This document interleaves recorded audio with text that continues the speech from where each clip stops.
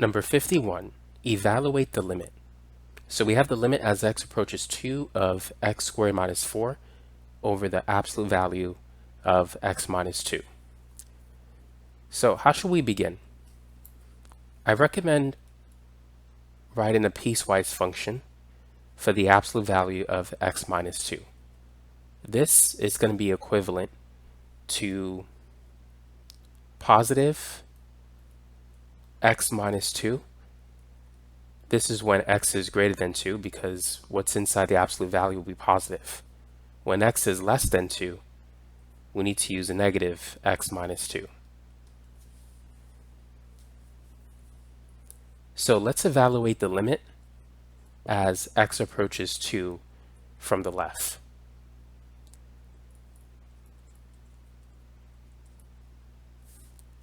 Now, as we evaluate that limit, which part should we replace the absolute value of x minus 2 with?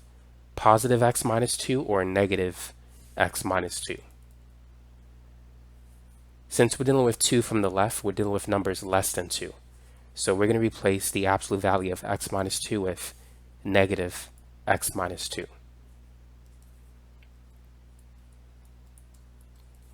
So now at this point, what we can do is factor x squared minus 4. Since we have a difference of 2 squares, we could take the square root of x squared, which is x, the square root of 4 is 2, and we're going to have x plus 2x minus 2. And this is divided by negative x minus 2. These two will cancel, and now we can use direct substitution. I'm going to move the negative to the top.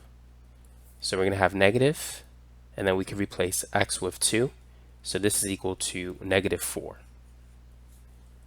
Now, let's evaluate the limit as x approaches 2 from the right side.